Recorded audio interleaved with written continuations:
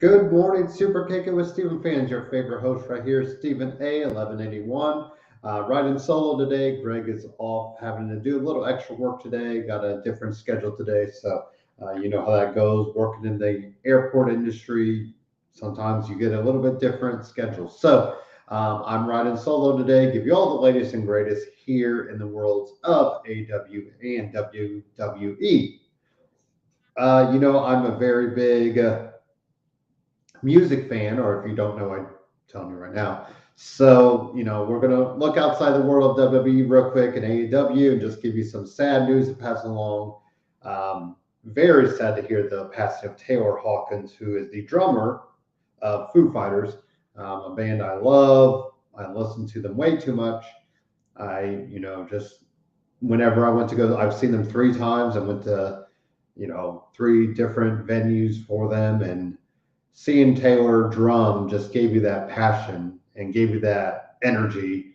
And just, he loved doing it. Just to think he started, with touring with Alanis Morissette and ended up in Foo Fighters. Like, what kind of story do you write for that? So very, very tragic. Found in a hotel room. So don't know the cause. Hopefully nothing, too tragic or untimely, but 50 years old, 50 years young, if you want to say, just brought an energy to the Foo Fighters that was needed. And, I really feel bad for Dave Grohl, and kind of tying this to wrestling.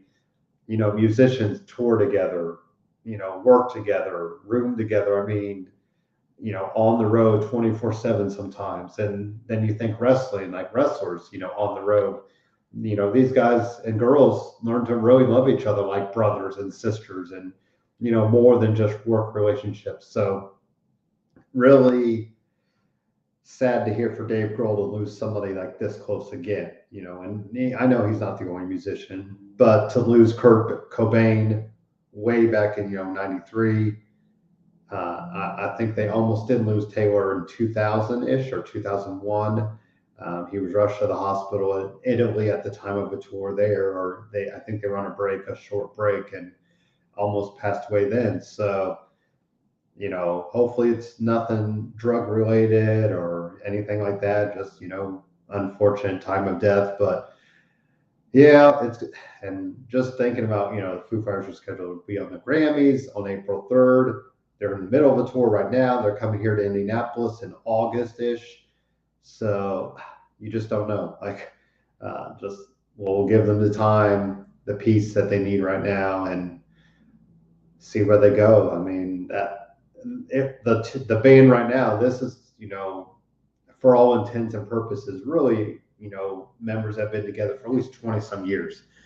When you have Jaffe, who I think is like 10 to 15 years as the youngest member of the band, touring wise and band wise, that's a pretty solid lineup to have. So,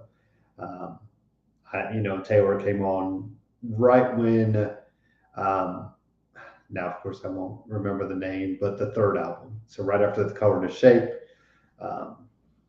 it has Learn to Fly on it, it has Breakout, My Hero on it, I believe. So that, that's the big album. I think that really pushed him into the rock mainstream. People knew Everlong and all that, but, Learn to Fly really took off, and all the videos they put together just really showed their humor. I've not yet to see Studio 666, but hearing that just really showed their humor as well. So just a horrible way to start the show, I understand. And as we get into WWE news, I wish I could say it gets much better, but it is kind of tragic to look at this first piece of news and see that Shad from Crime Time will be inducted in a way as the Ultimate Warrior, the Warrior Award winner, for his heroic actions, saving his son from drowning pretty much. And unfortunately, he drowned in light of that. So, or in regards to that. So, I don't know. Hopefully they'll get JTG out there to, accept the award on his behalf. Right now we're looking at the Hall of Fame with 3 members, Undertaker, Queen Sharmell, and then Vader. Really light class this year. I think that's kind of by design with the Undertaker being so big. I mean, let's face it, the Undertaker could have went on his own, and now we'll have the Warrior Award. So, we'll look at that as well and kind of give Shad his, heroic actions, the award it deserves. I've seen some people say this should be maybe renamed in honor of him. I don't think WWE is going to go that route. If anything, somebody like last year with Titus O'Neil, just all that he's done inside out or pretty much outside the ring, I think that'd be a good way to honor, Titus O'Neil as well. But congrats to Shad. And then the other big piece of unfortunate, I'm just really hitting you guys hard with the uplifting news here, but Triple H announced his retirement from in-ring competition. I believe it's Thursday, Friday. That came out. You got to think, where's NXT if Triple H doesn't, get his hands on that? Where's some guys' careers? Where's Randy Orton's career? Where's Batista's career? And of course he owes his career to Mick Foley and Stone Cold and The Rock, guys like that. So, Triple H has been a long tenured member of in-ring competition. And it is kind of sad. I wanted to see him and AJ Styles go at it, or hit him Adam Cole when Adam Cole was still in NXT. I thought that would have been a perfect retirement match. It comes to be that Triple H and Randy Orton, that's pretty much Triple H's last match. And I mean, if you really think about it, what better way to go out with somebody like that? So, the matches with The Undertaker at WrestleMania, the feud with Shawn Michaels, that Survivor Series type, and, getting back with DX and starting DX, after Shawn had to retire for a few years and wasn't sure where his career was going, and really step up his game, all the puns intended. Triple H's career is bar none one of the greatest. I'll give my last call a little tease, and I'll give my full take on where I think he kind of belongs in the annals of greatness and all that. I think for me, I kind of look at tiers of wrestlers and, where tiers go. And I kind of took that from the Bill Simmons basketball book, where he kind of had 5 different tiers of basketball levels. And yeah, I'll definitely give you my tier of what Triple H's career would be at. And hopefully, it's that weird thing, like you almost want him to be able to come back at some point. Everybody, who would have thought Daniel Bryan would come back? Who would have thought Edge would come back? Paige is still out there trying to fight for her career to try to get back. You never say never, but at the same time, look, I think Triple H is right at 50, maybe just at 49, 50-ish. What more really could he do? He put over, him and Batista put on a great WrestleMania match 2 years ago or so. So, what more is there really to do in the ring wise? And go spend time with the family, raise your 3 girls, maybe get them into the business, hopefully keep doing things for NXT.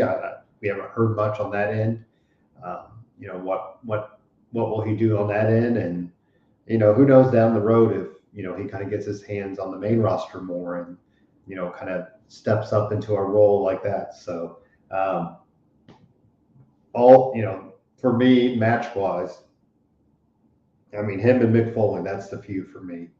I know him and The Rock had some classic matches, and just to think, I think they wrestled each other for the first time for the IC title, and who would have thought, they would be at the level that they are. And, because you had The Rock, you had Stone Cold right there at 1A and 1B, but then you had guys like Mick Foley and Edge. Edge came a little bit later, but Mick Foley, Triple H, Undertaker, kind of in that, right there with them. And, Triple H and Stone Cold, the unholy alliance type, and, Triple H and the corporation, Triple H and Mr. McMahon stuff, Triple H and DX stuff. It just, the list, it goes on and on. But for me, the street fight with Mick Foley, I believe is Royal Rumble 2000. That just really, really played into what Triple H could do, and, really put him on that next level. And, like I said, if you don't have Mick Foley put him over like that, it might take a few more years. And to even think that Triple H, he took all the fall for the curtain call, unfortunately. He's going to win that. I think it was 96 when Stone Cold won it. the King of the Ring. So that might push Stone Cold's time back, or does Stone Cold get to cut the promo that starts Austin 316? It's a lot of ifs. What if Triple H wins that King of the Ring and then starts his career, in the main event scene a little bit earlier?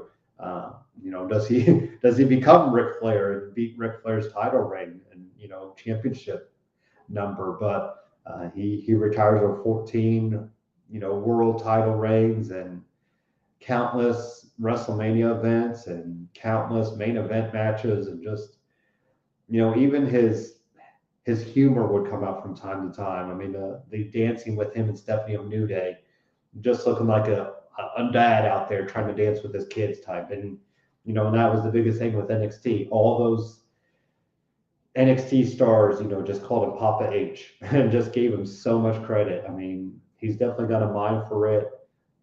The downfall will be the whole kind of mid 2000s for me. Not putting over Booker T, the stuff with Goldberg, and kind of that evolution, end and start and end type stuff like that. That I'll never understand. Whose call was that? Was a lot of people say Triple H, but at the same time, Vince McMahon could have had a hand in it, trying to push him as much as he could. So, but I think Triple H at the end of things, the match with Seth Rollins, putting over Seth, that just, that did show Triple H knew what to do at the end of the day. So what a great start, depressing start. So let's take a quick, brief commercial break to kind of air our thoughts and get into Raw talk and kind of talk about what happened there. It'll probably be a short, truncated version as I kind of ride this out, by myself today, and just kind of, enjoy the day as it is. So let's do a quick commercial break for some Rogue energy, and then get right into Raw.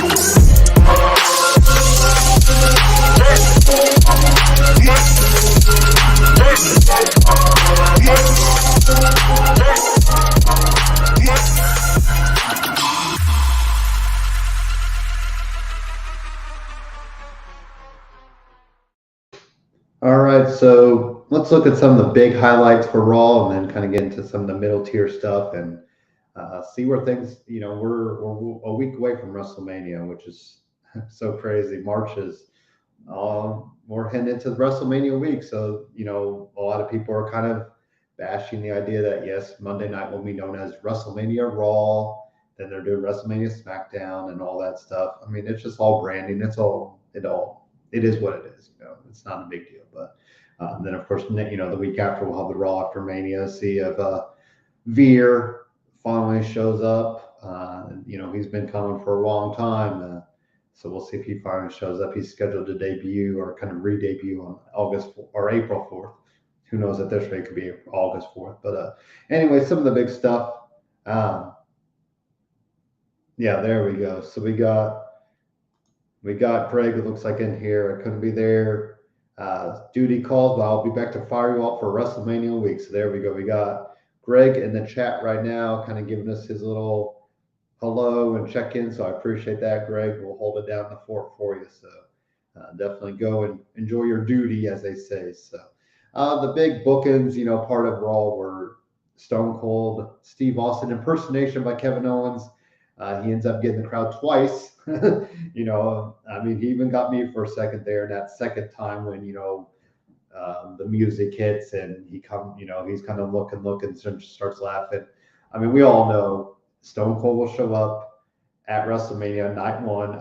I'm hearing it'll be the main event segment. I still don't think it'll be a match. I think it'll be more of a brawl with Stone Cold kind of hitting his, greatest hits. Maybe Owens gets a couple punches in, maybe tries to hit the stunner, but let's just face it. If Stone Cold's coming back for something Stone Cold's getting the upper hand. Stone Cold's going out on top in Dallas, Texas, to put a cap on his WrestleMania. Put a cap on that. And you know, I don't think he would come back. To do a full out match. Honestly, not even if it's listed as a falls count anywhere, no DQ, all that. Like, I mean, this is just going to be a segment, and the crowd will go happy with Stone Cold having his moment, and really get to celebrate retirement 19 years later in a way. So, and then kudos to Kevin Owens for getting to score that. I mean, who would have thought Kevin Owens, and Stone Cold would be doing something together at WrestleMania? So, and then the other end, you look at the main event. So, and we still have Seth freaking Rollins trying to get in WrestleMania, this last chance, last chance until it comes to WrestleMania, where we'll hear, wrestling has more than one legacy or one kingdom. It sounds like Cody Rhodes is going to be allowed to use his pretty much presentation that he had in AEW, and that's really big because that's probably what he needs to be shown as. Well, I'll be curious to see. I do think it'll be a quick match between Seth and Cody. Then maybe Backlash we'll get the full out, 20-minute barn burner, and kind of let maybe Seth and Cody go back and forth for the summer, and something happens at SummerSlam, or Cody ends up in Money in the Bank, and what better way to give him a little prize than that Money in the Bank? So Seth Rollins did defeat AJ Styles. So it will be AJ Styles and Edge. Edge came out, all that. I mean, there's no doubt we're going to get Edge and AJ Styles. I mean, that just, has to happen. I mean, that's the match that they both wanted. That's the match that I think we all want to see. So the Mysterios also defeated Dolph Ziggler and Robert Roode. The big story there was, of course, The Miz taking off the mask, and Maurice ending up putting it in an Instagram post on a dummy head and putting her wig on there. So, the Mysterios are all, that's like my lock of the night, Mysterios over Logan Paul and The Miz. I mean, there's no bigger lock of the night, I think, than them going over, and probably a quick match. I don't see much action happening there, but, picking up a win over the NXT champion, Dolph Ziggler and Robert Roode there. So, almost. Speaking of almost in WrestleMania, the rumor is it's going to be him and Lashley. But almost is still going to be in the Battle Royal, so I almost wonder if we might not get that yet. Maybe we get that WrestleMania Backlash. And, it's just tough because if Lashley's coming back, from injury, you almost probably want to see him go over, but then almost has been on a tear. And they're obviously building him up as, the unstoppable monster. But I think him taking care of business on WrestleMania SmackDown, where they're having the Battle Royal for Andre the Giant, I just don't see, maybe he tries to call it an open challenge and maybe Lashley answers that. So, but another lock I have is almost winning that Andre the Giant Battle Royal, happening on WrestleMania SmackDown there Friday night. So, so we'll see. Shayna Baszler and Natalya got a big win over Rhea Ripley and Liv Morgan. And then also at SmackDown, Sasha Banks got the win. So I'm wondering if maybe we might just keep the titles on Carmella and Zelina just to kind of, let them keep rolling. But then at the same time, maybe Rhea Ripley and Liv Morgan are kind of our dark horses, pull out the upset somehow. I mean, Liv deserves something, I think, just for all the hard work she's put in, and, having to lose your two best friends and, not getting the women's title. I really thought this would have been a great time for her to have a women's title match, against Becky Lynch and really, go over Becky Lynch. But right now, it's not in the cards, so why not give her a tag team title run with Rhea Ripley? It'd be Rhea's second title reign, but, what else is there really right now for Rhea to do? So I'll be curious to see which way. Right now, I think the easy team to kind of dismiss right now is Shayna and Natalya. I just don't see them winning it. But I kind of want, I've heard Shayna's been training with Ronda, And there's still something to kind of, go about maybe Shayna and Ronda teaming up for a little bit here and there and kind of see what they could do together. But yeah, I don't think Natalia, Shayna Baszler are anywhere near my favorites right now. Like I said, I mean, Sasha and Naomi feel the favorites, but I wouldn't put past to either, retain the titles by Queen Carmella or Queen Zelina and Carmella, especially with the Corey. But then again, if Corey Graves and Carmella get married soon, maybe they want to take a week or two off and kind of, celebrate that. So, maybe that's why Rhea. So right now, I mean, Rhea Ripley and Liv Morgan might be my kind of favorite dark horse, candidates. So, speaking of Bianca and speaking of Becky, we did get Becky Lynch issuing a warning to Bianca Belair. Right now, the tease is that Bianca won't possibly make it for WrestleMania. I think she kind of shows up there the night of, and it will be interesting to see if maybe we do something with the hair down the road. But what bigger moment than at WrestleMania, unless you do some sort of hair match down the road. But I think that's a feud to watch as well. So Finn Balor defeated Austin Theory, kind of with the help of Pat McAfee. We do not have a match right now for Finn Balor. I think you could say Finn and Damian Priest, for night one or night two. I mean, it's right there. Even if you want to do a pre-show match, I mean, I guess you could do that as well. But surprising right now, Finn Balor and Damian Priest are listed on the Battle Royal card. So we'll see if that is just where they're positioned. And of course, we got Austin Theory and Pat McAfee, which I'm still kind of wondering if Vince shows up there, maybe tries to lay out a punch to Pat or something like that. But I can guarantee that Vince will play a part in that match. So RK Bro defeated Alpha Academy, just to kind of play that up. We're getting all three. I'm really excited to see RK Bro, Alpha Academy, and Street Profits go at WrestleMania. I think they all really want to, kind of bring back that era of tag team wrestling that we really love, and do a lot of favors for what like Edge and Christian, the Dudley Boys, and the Hardy Boys did back at WrestleMania, whatever 17, I think it was 16ish. When they just had their coming out party, and I think that's what it'd be nice to see RK Bro and Alpha Academy and Street Profits really play a nice homage to that, and really give that some love there, and just go out and put a barn burner of a match. So on the opposite end of tag team stuff, we did have Dana Brooke and Reggie defeat Tamina and Kira Tozawa. It's a 24/7 title, whatever. So, and then I did bring up that AJ Styles defeated Seth freaking Rollins in his kind of last chance match. So that's kind of Raw in a nutshell. Let's just move right ahead. Kind of looking at the big stuff for NXT right now. I mean, Io Shirai, Kay Ray end up winning the Women's Dusty Classic, so we'll have them go against Toxic Attraction. I really would have loved Dakota and Wendy to win the tag team titles, and who knows, maybe they still find themselves in there somehow. I just think you got a lot of interesting ways you can kind of go with them. So hopefully Dakota Kai and Wendy Chu get some sort of love in the tag team division as we kind of move ahead. But it probably made the most sense to kind of give Io and Kay Ray. I almost wonder if you'll do the one is going to turn on the other if they lose against Toxic Attraction, because it just feels like Taylor made for a feud to happen between them. So also Gunther got a big win. He's going to go against LA Knight. I think that's really an interesting match to watch for Stand and Deliver, because either guy could use a win there.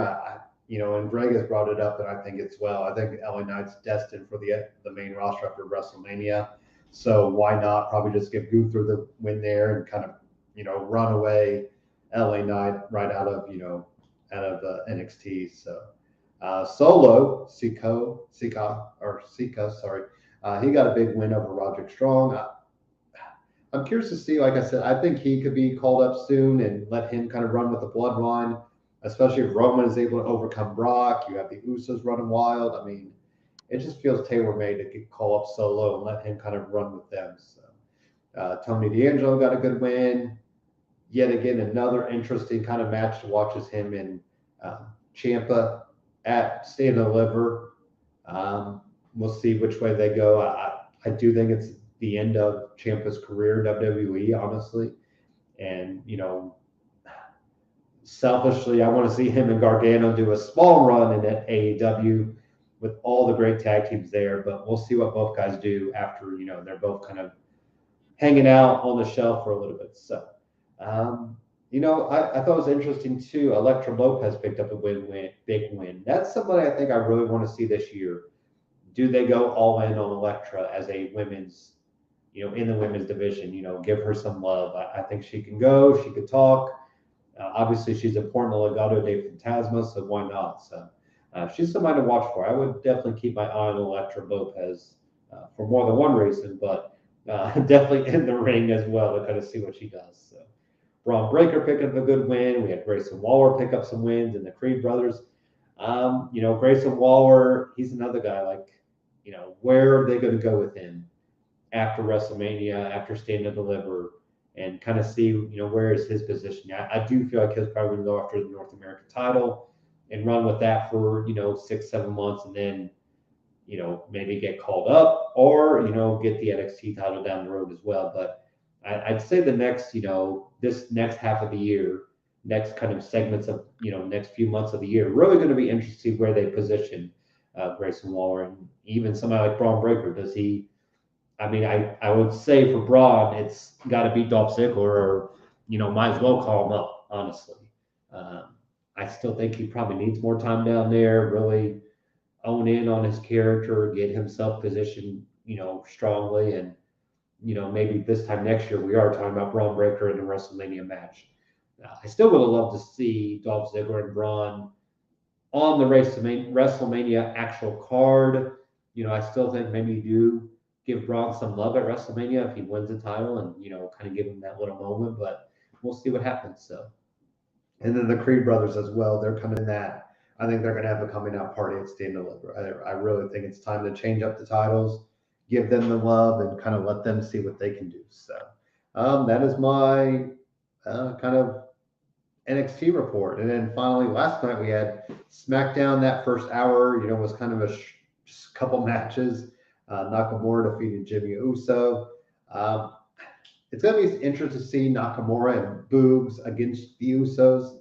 Do you pull a title change just to kind of, swerve people, go a different direction? But the Usos are just on another level than Nakamura and Boogs. I don't see that happening, but I think it, but you'll give Nakamura and Boogs a chance at WrestleMania and kind of see what they can do.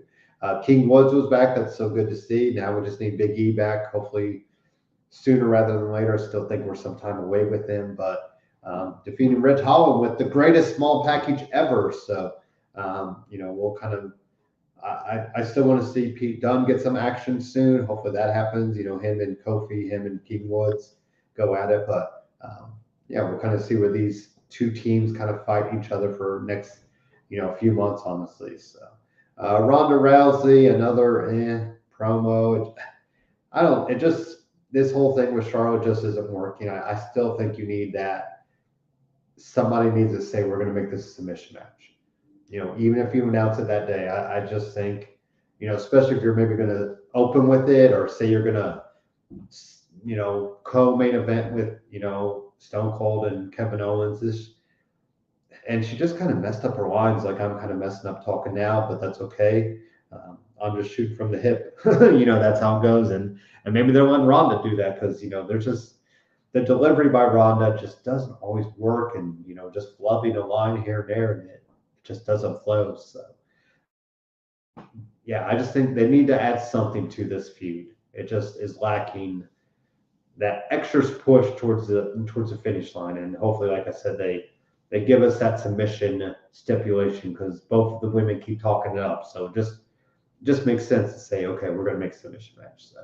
So Ricochet got a couple losses, but in the end game, if he can overcome Humberto and Angel Garza, and show that he is defending the IC title against two defenders, well, then it's even better for him. So I wasn't necessarily worried by the loss, but it's a weird way to go about it, especially since Humberto and Angel are being built up as a tag team. Do they kind of hurt each other in a way to cause the loss?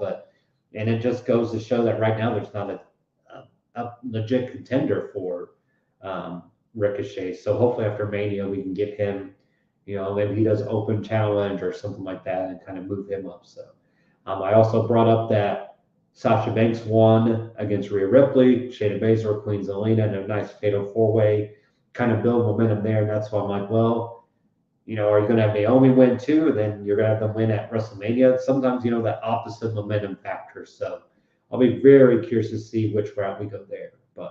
And then Brock Lesnar just, did Brock Lesnar stuff.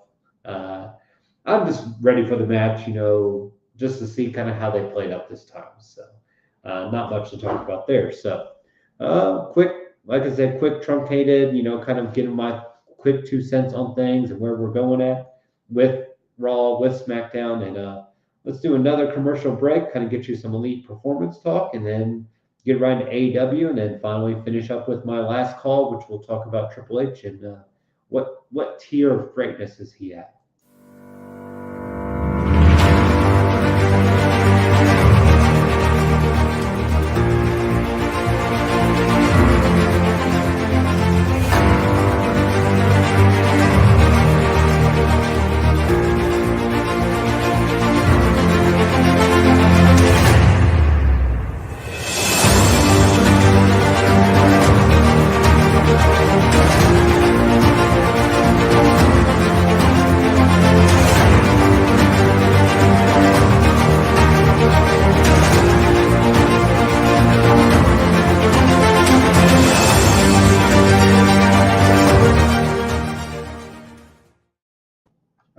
Heading into some AEW stuff.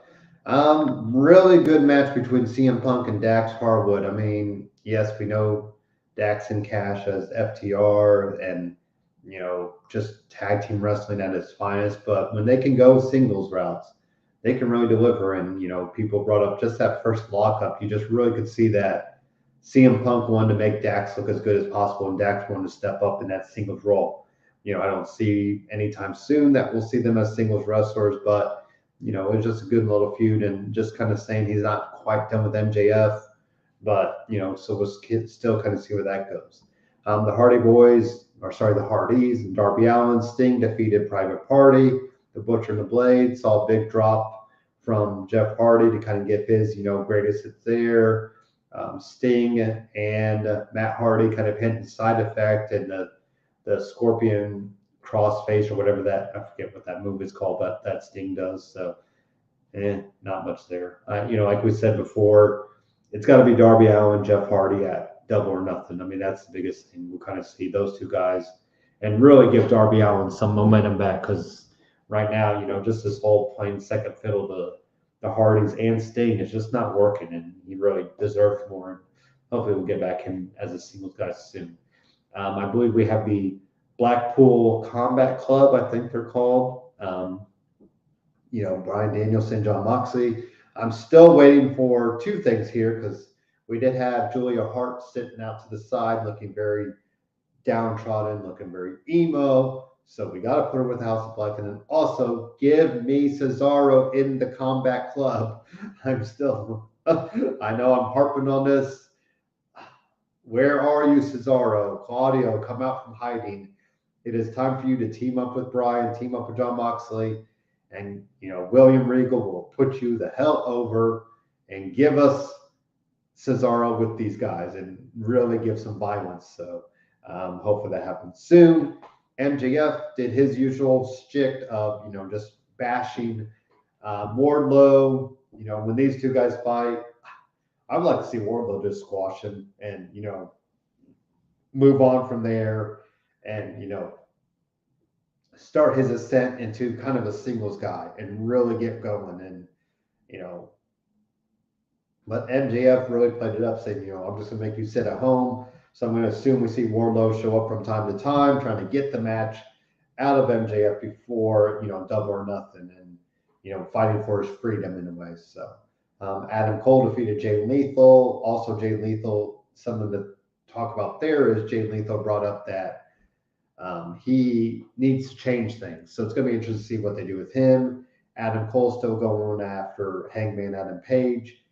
I still believe that they'll face each other, maybe battle of the belts too, or some sort of dynamite between now and, Double or Nothing. I don't think we need to hold it out that long. So, I still think Kenny Omega is the big, the white whale for Adam Cole or Adam Page to really cement his legacy. Getting 2 wins over Kenny Omega would be something, but we'll kind of see where that goes. Layla Hirsch picked up a good win, and then finally, I brought this up last week. Like, if you're going to push this Jericho Appreciation Society, they're going to start winning things. And you did have Daniel Garcia pick up the win there,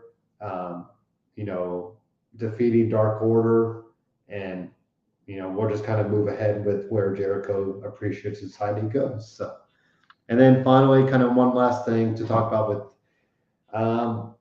AEW is the whole Rampage that happened last night. You can see some of the matches there. Dustin Rhodes defeated Lance Archer. Don't ask me why Dustin Rhodes is winning in 2022.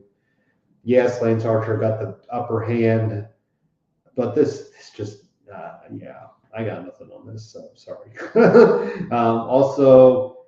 We did see a little Fuego de Sol talking up that he was going for House of Black.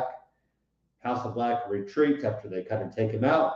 You saw Dark Order show up against them, and man, you know what? Part of me was like, I want them to hook up together, House of Black, Dark Order, and really give the Dark Order something more. Greg had brought up the Dark Order right now are just fluff. I think that's the best way to put them. There's nothing to them. They've just lost all their momentum. There's just nothing there. Even on BTE, it's like whatever. It's just not working anymore. So something needs to change. Nyla Rose got a big win. She's going to go after Thunder Rosa. Some people are going back and forth on whether that's the good first feud, but I think showing Thunder Rosa can overcome Nyla Rose is probably a best start, because Nyla Rose is probably one of your top heels right now, and can really sell for Thunder and really, put her over the best she can. So, Hook got a certificate of accomplishment from QT Marshall, whatever, but nothing. I mean, Hook's the guy too. I want to see what did they have for him for Double or Nothing. Do you put him in the Battle Royal or the Casino Royale? Do you put him in a singles match that really starts getting him up the ladder a little bit? Is he ready for that? So. And then Ricky Starks defeated Swerve Strickland, but we did see Keith Lee come out to make the save. So I'm going to assume we see Swerve and Keith Lee kind of go at Team Taz for a little bit. I wonder if maybe one of them might win the FTW championship. I don't see it happening, but that'd be an interesting thing to kind of go about as well. So that's really all I got there. One last commercial break, and then I'll get into my last call. Like I said, just kind of a short and sweet episode of Superkickin' It, kind of get your day going and get you caught up on what happened. And then next week, it is all about WrestleMania. So we're going to do NXT predictions next Saturday and WrestleMania Night 1, and probably recap WrestleMania Night 1 on Sunday, and then do WrestleMania Night 2 predictions on Sunday. And then maybe if there's time on Monday, I'm on spring break, so I could probably squeeze in a show on Monday to kind of recap WrestleMania Night 2. So we'll have all the time for that. We're thinking 10 a.m. Because NXT starts about noon on Saturday, so there's a lot of wrestling to watch that day. Hopefully that gives us enough time to predict both shows that day. So definitely watch the Superkickin' with Stephen Page for all scheduling notes this week. But Sean Nugent is your guy for realty, so let's talk to him. What is up, everybody? It's your boy Dan over at BWSports1.com and Black and White Sports. And I'm wondering, if you're ready to buy or sell that home, now's the time, and I got just the person for you. Mr. Sean Nugent, a.k.a. Rockstar Realtor himself. 317-503-8322. Put that home on the market. Get into your dream home with this man. Talk to Sean at Talk to Tucker today, 317-503-8322, and make sure you tell him the boys over at BWSports1.com sent you. All right, last call. Triple H. Where does he rank? It's hard.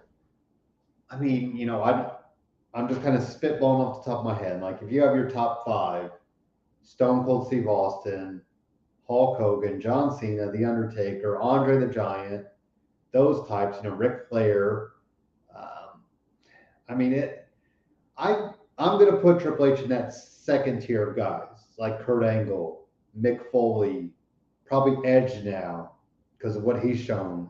Um, Maybe even a guy like AJ Styles, kind of maybe the 10 to 20 range, 10 to 25. I mean, Triple H, it's hard to argue him not being in that top 10 if you look at his overall career and what he's done, for the business. I mean, his in-ring work speaks for itself. And then to think what, like I said, I mean, him and William Regal, I give them all the credit for NXT and the black and gold as we come to know it. Now NXT 2.0 has shifted away from that, but those heydays, of NXT, that was all Triple H. We always saw the handshake when a new champion was given, and I do think Triple H took a lot of pride in being like a dad to those, wrestlers and being that big figure that they could come to for anything. So I'm saying he's second tier, and it's not a slight on him. I mean, it just sucks because there's just so much talent out there. You look at Stone Cold Steve Austin, you look at The Rock. Like I said, they were right there with Triple H. I mean, Triple H had to play second fiddle to them for a little bit of time. And, then kind of his heyday, those guys were gone. So who did he have as competition? But bring up Batista, bring up Randy Orton. I mean, if they don't get hooked up with him, do they have the same type of career arc as they, were? So, and then, like I said, just the hands-on aspect he had with NXT. I mean, he's might as well been there building brick by brick with, the foundation of it. So I've really come to appreciate and enjoy his work. I mean, then just to think his hand in his entrances, all the darn good entrances he's had for WrestleMania, just something special. So, and then, for me, it's the my time. That theme song just really set him up for what he could be, and made a lot of sense. Him and China, kind of coming out to that really when he was in the game prime form. That just, I love that aspect of him. But, like I said, if you want to argue him one of the greatest of all time, I'm probably not going to argue with you. I'm just going to, I'll probably agree with you and give you my own opinion. And, if you, like I said, it's just tough because he's like right there. He's just shown how much dedication he has to the business and how hard he's worked. And to come from where he was, being, Hunter Hearst Helmsley, this blue blood, and coming out to, Ode to Joy or whatever, the song was, and, pig slop matches with the Godwin brothers and all that. And then having to, unfortunately get buried for the curtain call, and to still kind of, almost, I think we thought he would overcome it, obviously, but, he still had to work damn hard to get out of there. So, he's one of the greatest of all times. I mean, there's no doubt about it. So, and, it is a fun conversation to have, which is what we're always here for at Superkickin with Steven. Fun conversations. And next week is going to be a stupendous conversation. Definitely going to bring on Greg will be back. We're going to bring on Rafael Esperanza, who is a betting bookie guy in Las Vegas. He wants to give us his predictions, give us his betting, hopefully his betting props for all that. Hopefully get a couple other special guests or guests here and there that we can. So we're in for a fun week next week. Enjoy it. It'll be all WWE talk next week, and then we'll get back to AEW. Then we'll give AEW the love for Double or Nothing, since that's one of their primetime events as well. So just a good time to be a wrestling fan right now. It really is. So tomorrow I will get my second time meeting Bryan Danielson. I cannot wait for that. I'll share some pictures up. It'd be awesome to do a video, but they don't really do that. So I'll share that experience with you on next week and how that all went. So, but thank you for watching. Thank you for listening to me ramble on as I rode solo today. Hopefully I did the show justice. And definitely just give me your own thoughts on what you expect for WrestleMania in the coming week. So enjoy it. Have a good day.